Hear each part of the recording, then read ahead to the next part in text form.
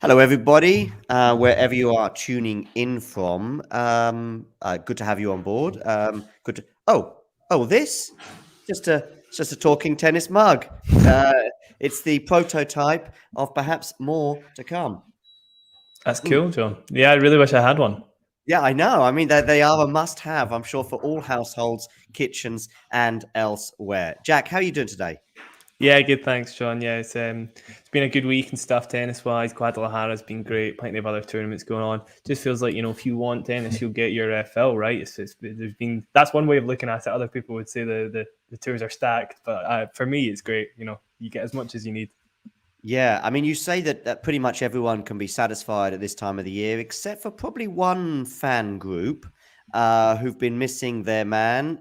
But we've had some breaking news today regarding Senor Nadal. It looks like, pretty sure, that he will be playing both Paris Bercy, which begins on the 31st of October, albeit that I won't imagine Rafa would play until probably a couple of days later, bearing in mind his seeding. But basically, he'll be playing Paris Bercy, and possibly even more importantly, he's going to be playing the ATP Tour Finals.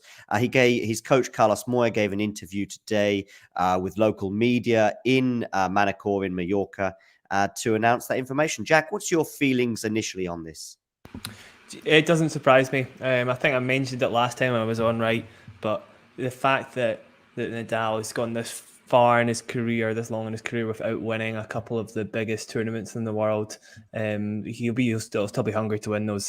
That's not an exaggeration. That's the kind of stuff that he set out to do. He doesn't say he wants to break records necessarily, but he certainly wants to achieve as much as he can. So I think it's a big deal for him. He might claim, how sometimes he likes to play down the fact he's not too bothered about winning this or that, and he just wants to compete. I guess I don't see it that way. I think if he's missing titles from his resume, for sure he'll feel a little bit extra motivation to get those ticked off. I think the locations play their own role as well. I mean, if we were talking about Indian Wells or a tournament, in Asia somewhere or something like that, I think that may play its role. But once he sort of announced these, funnily enough, once he announced these exhibition matches in November, in South America, I don't think the excuse of wanting to stay home for his newborn child could hold quite so much weight. But like I say, these two tournaments obviously being fairly close by, one in Turin, the ATP Tour Finals, which comes up after Paris Bercy. I do think that will play its role. He's been training indoors for a few weeks now. I mean, I think I've not seen any footage of him training outside. That doesn't necessarily mean he's definitely going to be playing these two tournaments, but it does appear very, very likely now. Carlos Moya, I will just share the screen so you guys can see more or less what Carlos Moya said. So he basically just said he's preparing for two very important tournaments in Paris Bercy and the ATP Tour Finals in Turin, which are two tournaments with similar conditions. Of course, both indoors. And Jack, he's only ever won one tournament indoors in his entire career. It's pretty wild, isn't it? A really, really crazy stat. And honestly, I think people forget maybe that Rafa is still Rafa indoors. He's still able to come up with some great matches. He's not even got a terrible winning percentage indoors, actually. Like, just looking at the top 6 active players, let's count out Delpo and he's not an active player. We've got Rafa at 5th, right? So Djokovic, Andy Murray, Daniel Medvedev, Yannick Sinner, and then Rafa Nadal. He's got the 5th best winning percentage indoors of any of those players. So, let's not count him out every single time he turns up to an indoor tournament.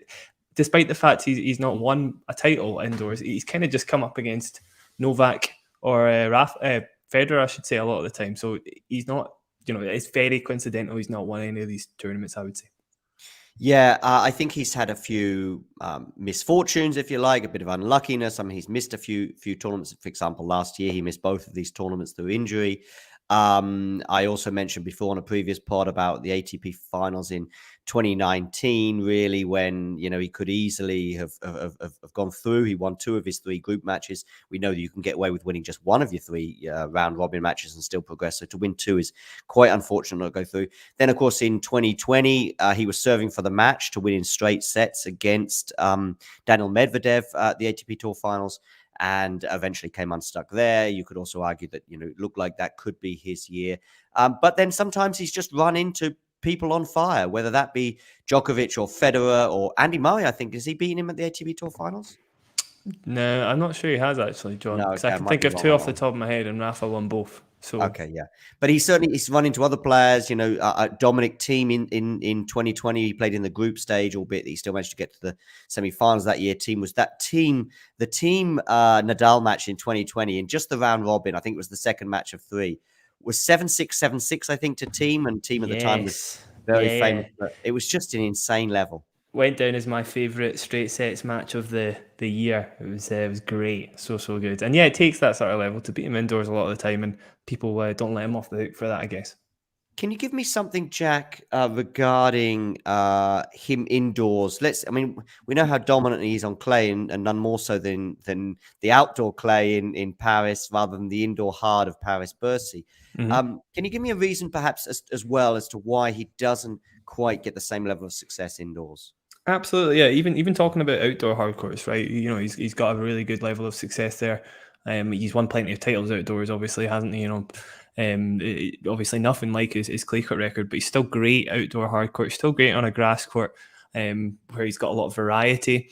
But I was going to say, spot serving is particularly important indoors compared to outdoors. I was just looking at Novak Djokovic, Andrei Rublev, Felix Auger-Aliassime, the three players that have done best indoors this year, and Auger-Aliassime in particular, he had a 3% spike in first serve percentage indoors, right? So that steadiness sort of helps people with a bigger serve that are able to hit their spots.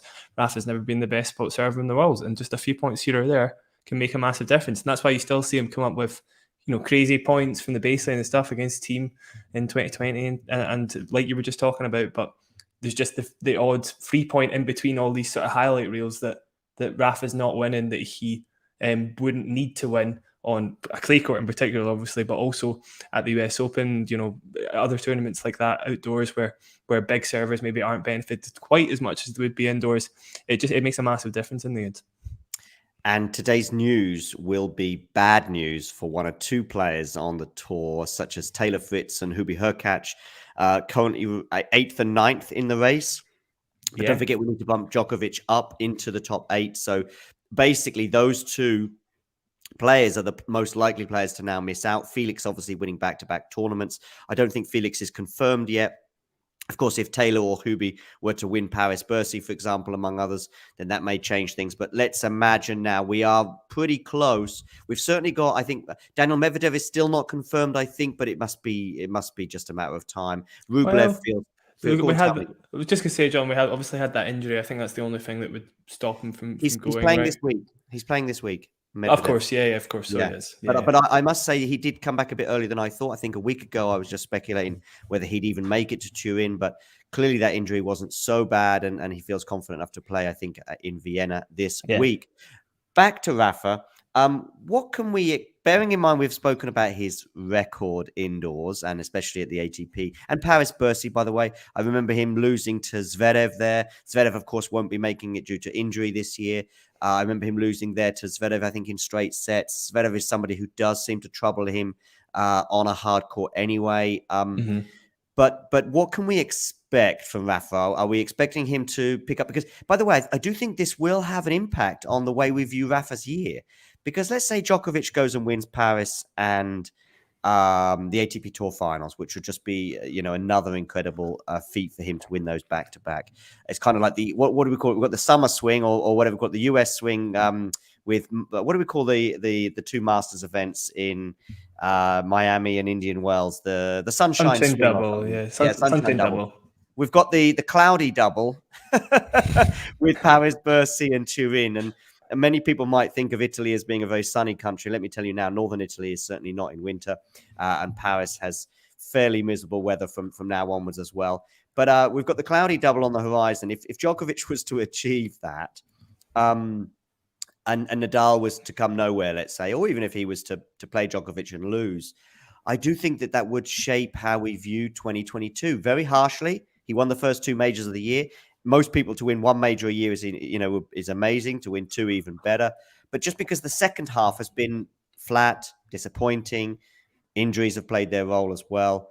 That would have an impact on how we view 2022, right?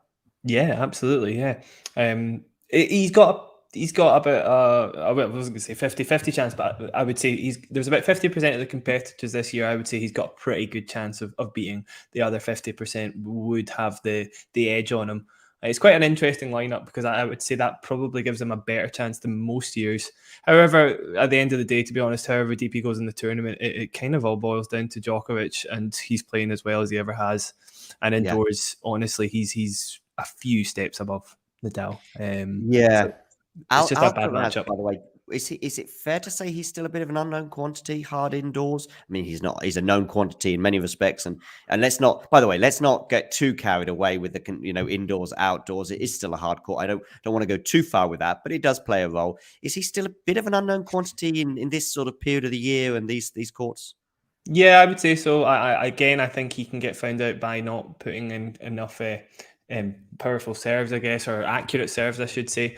But at the same time, actually, Alcaraz is great on a fast hard court outside of the serve, because when it goes to a rally, he can overpower anybody in the world. It doesn't matter who you are. Novak Djokovic even, I think, would have a hard time keeping up with Alcaraz if it went to enough rallies. However, I do think he'd have the edge given his spot serving abilities. However, yeah, Alcaraz should still have a pretty good edge over most of the opponents at the World Tour Finals if he's playing well. But you're right, John. He had that odd match against Goffin, of course. And, there might just be a lull, which would be kind of natural. Think about Team a few years ago after the US Open and the motivation kind of going. That was sustained for a while. At the same time, you feel like Alcaraz kind of builds his own motivation. It certainly comes from somewhere a lot deeper, right? Yeah, I would probably err on the side of Alcaraz is going to play well at the World Tour Finals. Yeah. I don't know if he'll win either of these two tournaments in Paris Bercy, including that one as well. But I expect him to soon find his form. But that match against Goffin was a bit strange and can happen to anyone, even the best players in the world and even the best players of all time, perhaps.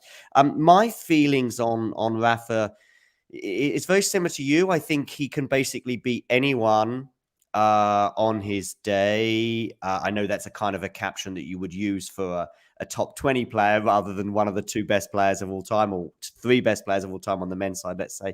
But I think indoors the gap is much narrower. I would probably fancy his chances against Medvedev, despite that loss in the ATP Tour Finals, depending on what's happened. But if they just suddenly played in a quarterfinal or semi-final in one of these two tournaments, obviously ATP Tour Finals doesn't have a quarterfinal, but you know what I mean, in the latter stages, I would probably think, well, the head-to-head is heavily in Nadal's favor. I think he's just lost the one match, that ATP Tour Finals match I mentioned, and Nadal was serving for the match then. So really, he did kind of throw it away. So then you're left with players like Tsitsipas. Well, Tsitsipas' hard court, certainly top level record isn't amazing, albeit he has won, of course, the ATP Tour Finals on one occasion, but he's scratching for form. Players that are in better form, Casper Ruud, arguably, and I say better form, I'm looking at a 6-month picture rather than a 2-week picture.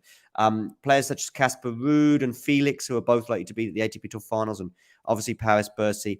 Casper Ruud, despite his unbelievable year, I do think there's some sort of inferiority complex. I saw a score from an ATP Tour Finals match a couple of years ago where I think, or at least a hardcore match. Anyway, just I don't know. Casper Ruud doesn't fill me with an immense amount of confidence. It's not a great matchup. It's not even just the sort of lauding him as a deity, I guess, or whatever Ruud does with Nadal. It's more about the matchup for sure, because for all the backhand improvements Ruud's made, if it's getting barraged by a forehand that's just never going to miss that corner basically over and over again, you will get found out if there's any weaknesses there, and that happened with Nishioka against Ruud, a few weeks ago in whatever tournament it was. Nishioka won. I can't remember off the top of my head now. So that was it.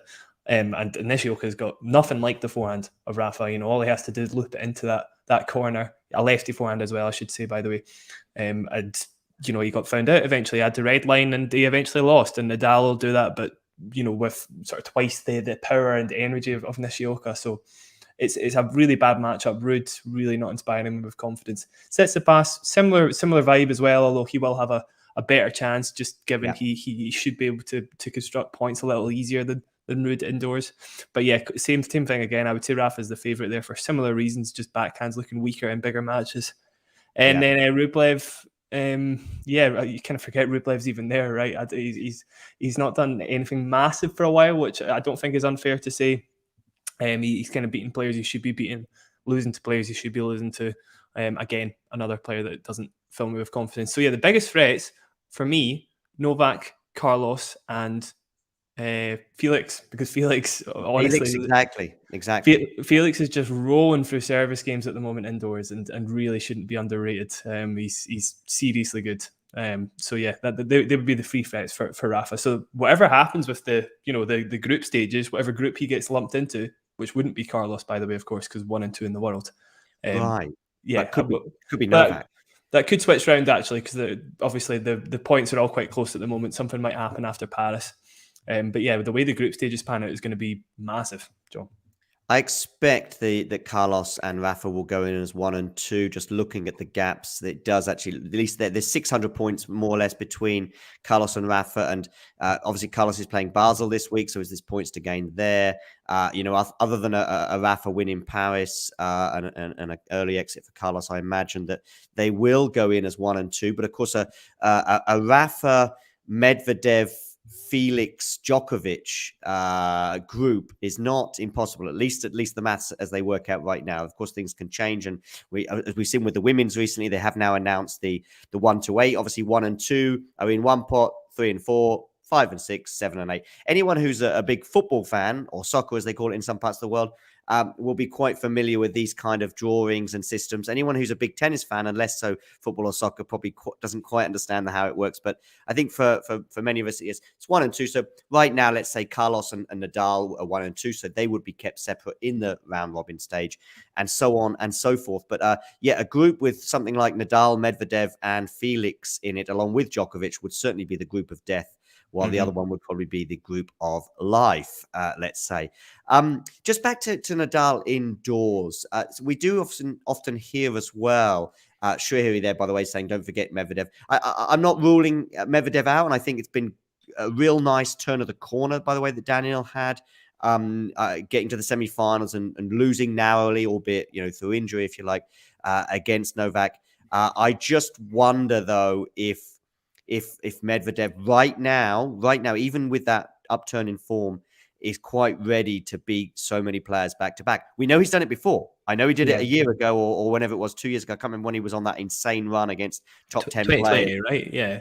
Yeah. So I know he's got, I'm not saying if he goes and wins the ATP Tour final, I mean, we've seen lots of different ATP Tour final victors, if you like. It's not quite as predictable as the Grand Slam events. I think there's various reasons for that, but the biggest reason would be that Rafa and Novak have had a fairly intensive year, but for very different reasons. They've had a less intensive year, so I think that may boost their chances. But back to what the question I want to ask you, Jack, is back to him indoors. Is there any truth in this sort of thought process that he doesn't get quite as much pop, quite as much topspin on his shots on indoor hard? Yeah, I mean, yes, but honestly, like that's the same on a grass court. It's the same on not quite the same on an outdoor hard court. I would say it does move through the air normally a little bit quicker, but still not a massive amount. Honestly, it comes down to the serve. Again, like there's so many rallies you'll see Rafa playing. He's beating really, really good players with crazy shots, and he's still got that part of his game figured out basically on an indoor hard court. It's just those sort of 3 points that you're not thinking about a lot of the time. The ones he should have won a little bit earlier that he doesn't, that other players maybe do. It makes a massive difference when it's 1 or 2 points in a tiebreak or something that makes the result fall team's way or Djokovic's way. Yeah. I just saw that comment from Shrihari. I think he's looking forward to a potential Nadal Djokovic match indoors, and I can understand his excitement and optimism, certainly bearing in mind the way the two players have traditionally played on that surface. But for those of you, and probably Shrihari is extremely interested in the head-to-head, it is 30-29. So for Rafa fans who want to get that back on par, if you like, I think they'd rather play each other on clay, and possibly even more so in Paris for their next meeting.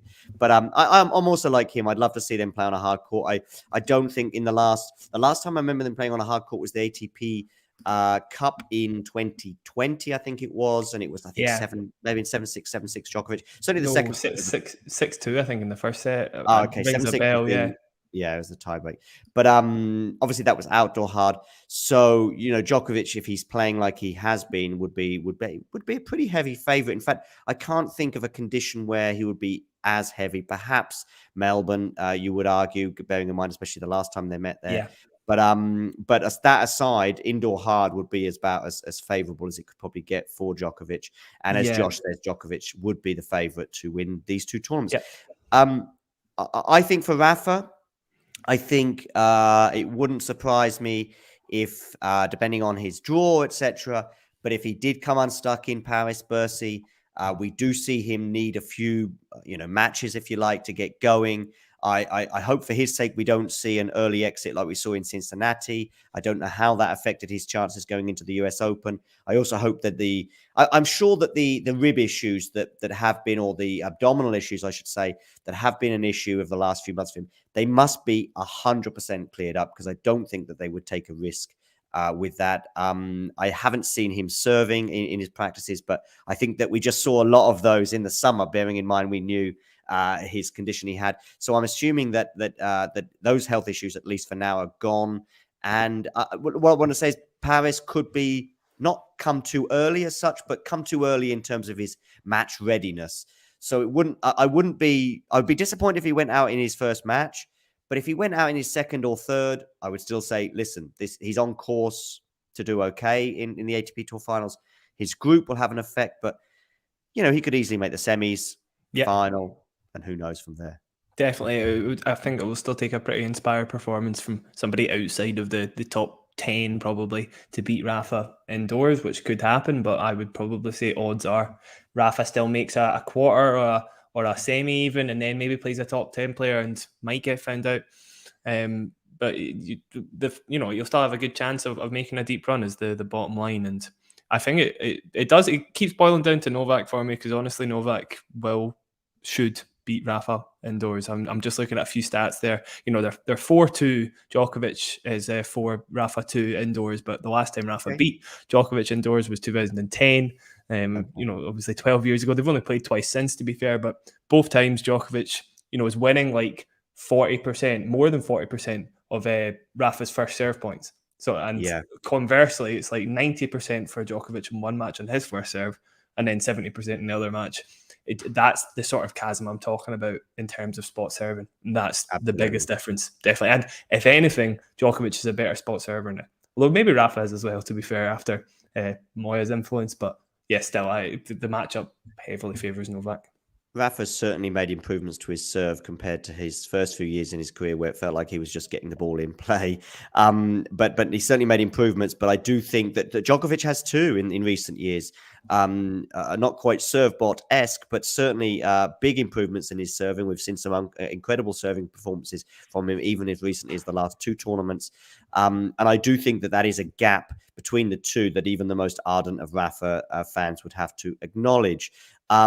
Interesting, I heard Trihari's podcast on bagels. What is it called? Tennis and Bagels. I hope I've got that right. The Popcorn Tennis podcast. And they were talking about some of the differences between the two, the comparisons. And the only weakness I could really give for Djokovic is the smash. It's the only one. But once you're in the smash position, you're still going to win the point more often than not. But they did mention the smash point, I think, where he touches the net in, I think it's 2013 French Open semi-final. I remember that one. Yeah, but anyway, I'm getting a bit. I digress. Back to just quickly here, Rafa. We'll wrap this up in the next few minutes. But regarding Rafa, I think I would be surprised if he won either of these two tournaments, but not shocked. I do think that, as I say, we will have an effect on how we view his year. I mean, bearing in mind going into the potential semi-final against Kyrgios at Wimbledon, there was many Rafa fans dreaming of a Grand Slam, winning all 4 majors in 1 year. And look here from Ghost, by the way, last time he was in a final of Paris Bercy was 2007. So the track record is certainly not there for Rafa. I would be slightly surprised if he won either of these two tournaments, but I think there are only 3 or 4 players who I think are probably slightly ahead of him right now in the pecking order. And by the way, that could also change in the next couple of weeks. He could have an amazing Paris Bercy, and you might then make him the second favorite, let's say, going into the ATP Tour Finals, which is pretty much as good as it gets while Djokovic is still around. Yeah, definitely. I mean, I agree with you. I wouldn't be astonished if he did win.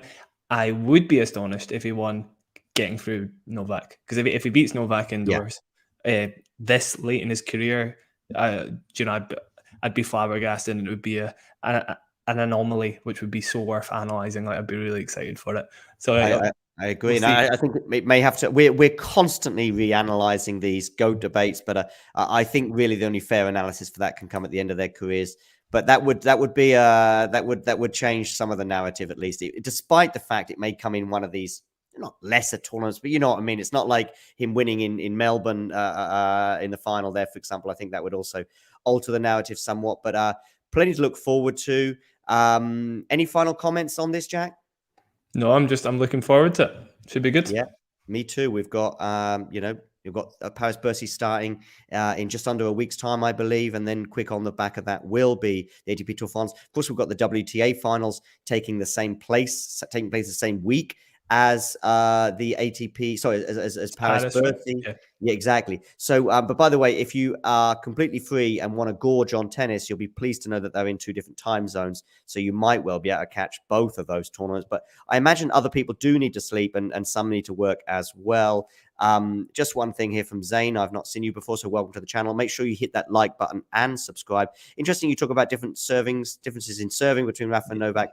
They both have 85.8 win. Okay, that's fair enough. That's I can answer that one, Zane. I'm sure if you split it between hard and clay, you'd find Rafa's is probably quite a vast difference compared to Novak. I mean, Rafa's winning a ton of his service points in Monte Carlo, for example, but the amount of aces he's hitting unreturnables is very, very low. So it's completely different from how Novak would win points on his serve on a hard court, for example.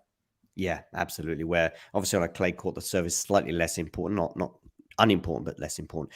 Yeah. Well, thanks, Jack, for coming on board. I will be joining you in the next 24 hours, I believe, or probably tomorrow. We've already pretty much set that in stone for your podcast. Tell us about that, Jack. Yeah, looking forward to it. We'll just be covering everything from last week. Tons going on, obviously, with the 3 ATP tournaments on, and we'll talk about Guadalajara in full detail as well. Big tournament for Pegula, right? And Sakari, in some ways, we'll have plenty to say there, I'm sure, as well. So, yeah. Sakari, as you know, is one of my favorite subjects in tennis, so I will certainly have something to say, both positive and negative. But make sure you tune in for Jack and I on Jack's podcast, On the Line. Is that right?